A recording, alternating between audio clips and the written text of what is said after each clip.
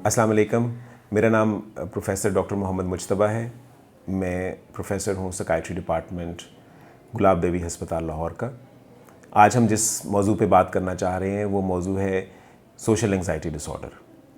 Social anxiety disorder क्या है, पहले हम इसके बारे में थोड़ी सी बात कर लेते हैं कि वो किस तरह का मर्ज़ है, ताकि आपको इसमें थोड़ी सी हेल्प हो जाए और फिर हम वहाँ से आगे लेके चलेंगे। सोशल एंग्जाइटी डिसऑर्डर बेसिकली ये होता है कि इंसान के अंदर एक खौफ होता है कि वो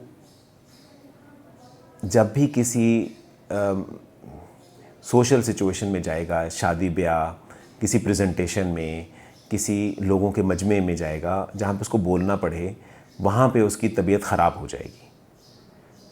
ख़राब होने में क्या होता है, इंसान के दिल की धड़कन बहुत तेज़ हो जाएगी, हाथ पांव ठंडे हो जाएंगे, चेहरे की रंगत तब्दील हो जाएगी। बहुत सारे लोगों का चेहरे का रंग सुर्ख हो जाता है या पीला पड़ जाता है, सांस लेने में मुश्किल होती है, हाथ पांव कांपते हैं और कुछ लोग बेहोश हो जाते हैं।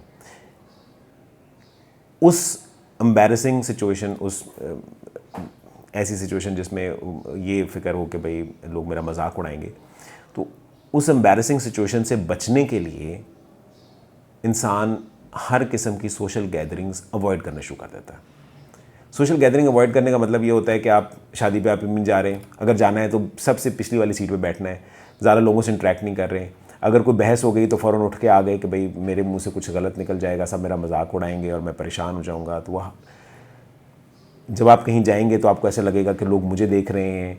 आपको प्रेजेंटेशन देनी पड़ जाए तो 3 दिन आपको नींद नहीं आएगी कि मैं प्रेजेंटेशन कैसे दूंगा, और जब आप लोग सामने खड़े हों तो आपकी सांस मुश्किल आनी शुरू हो जाएगी, घबराहट बहुत ज़्यादा बढ़ जाएगी। इसके अलावा क्योंकि प्रेजेंटेशन का मैं बार बार इसलिए जिक्र कर रहा हूँ क्योंकि आजकल हमारे तालीम का निसाब बहुत मुख्तलिफ हो गया है। अब हम सिर्फ़ किताबें नहीं पढ़ते, हम जाके डाइस पे खड़े होके प्रेजेंटेशंस देते हैं, जिससे बाकी स्टूडेंट्स को भी प्रेजेंटेशन देते हैं और जिससे हमारी अपनी इम्प्रूवमेंट भी होती है और दूसरों को भी कोलैटरल लर्निंग जिसको हम बोलते हैं वो करते हैं। और बहुत सारे स्टूडेंट्स जो कि इस वक्त ओ लेवल्स कर रहे हैं या एफएससी एफए के बाद किसी भी स्पेशलिस्ट तालीम हासिल कर रहे हैं, तो उनको पता होगा कि प्रेजेंटेशन क्या होती है, क्योंकि वो बहुत कॉमन है अब। तो प्रेजेंटेशंस उनके लिए बहुत मुश्किल होती हैं। शादी ब्याह पे जाना मुश्किल होता है, किसी लोगों के मजमे में जाके जाना मुश्किल होता है, कुछ लोगों के लिए तो मस्जिद जाना बहुत मुश्किल होता है। ऐसी कोई भी जगह जहाँ पे 4-6 लोग 8 लोग हों और जहाँ पे आपको उनके साथ इंटरेक्ट करना पड़े और वहाँ पे आप घबराहट का शिकार हो जाएं या उस घबराहट की वजह से उस जगह को अवॉइड करें, हम उसे सोशल एंग्जाइटी डिसऑर्डर कहते हैं। सोशल एंग्जाइटी डिसऑर्डर में इंसान की सोच क्या होती है ये ज़रा समझना है। ज़्यादा ज़रूरी चीज़ ये कि हम ये समझें कि सोशल एंग्जाइटी डिसऑर्डर में इंसान की सोच है क्या। सोच ये होती है कि मुझसे कुछ गलत हो जाएगा या मैं कुछ गलत बोल दूंगा जिसकी वजह से सब मेरा मजाक उड़ाएंगे या सब मुझ पर हंसेंगे।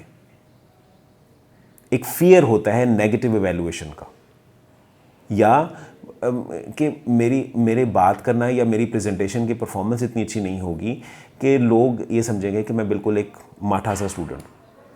तो उस फियर की वजह से आप social gathering, social situations avoid करना शुरू कर देते हैं। ऐसे लोगों को आमतौर पे जब भी ऐसे सोशल सिचुएशंस में जाते हैं जहाँ पे बहुत सारे लोग हों तो उनको बार बार वॉशरूम की ज़रूरत पड़ जाती है। कुछ लोग ऐसे होते हैं जो कि यूँ ही घर से बाहर निकलते हैं तो उनको ऐसे लगता है कि उनको यूरिन बार बार आ रहे हैं, और वो भी एंग्जाइटी की अलामत है और उसकी वजह से वो घर ही टिक जाते हैं। जब वो सोशल एंग्जाइटी डिसऑर्डर वर्स होता है तो इंसान को लगता है कि जो ही वो बाहर निकलता है तो उससे लगता है कि लोग उसको देख रहे हैं, उसकी हरकतों को देख रहे हैं, उसको मॉनिटर कर रहे हैं, या कोई हंसा है तो उसको लगता है कि मेरे पे हंसे हैं। तो ये बहुत ज़रूरी है अंडरस्टैंड करना कि ये मरीज़ इतनी हद तक भी जाते हैं और फिर उसकी वजह से वो घर से निकलना बंद कर देते हैं।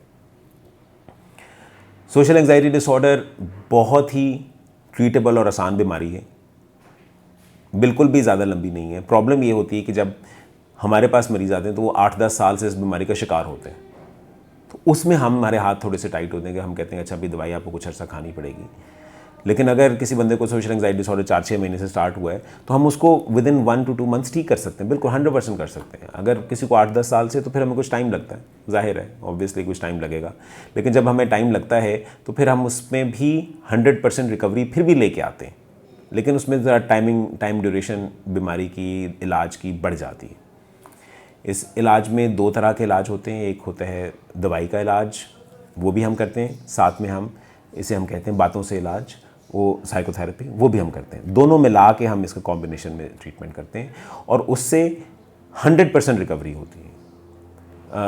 मतलब मेरे एक मरीज़ हैं, वो ही वॉज 46 ईयर्स ओल्ड और उन्होंने सिर्फ इसलिए शादी नहीं की कि शादी पे वो निकाह की सेरेमनी उनके लिए बहुत मुश्किल थी, या उनके लिए वो शादी का वलीमा बहुत मुश्किल था, वो कर ही नहीं सक रहे थे।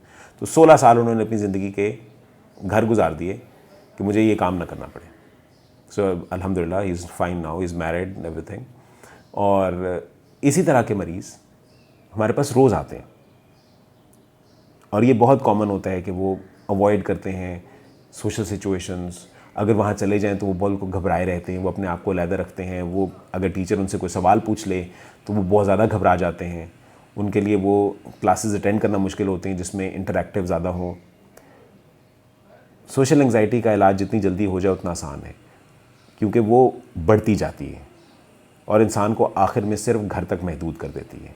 और घर तक महदूद करने का मतलब ये है कि इंसान प्रोडक्टिव बिल्कुल नहीं रहता।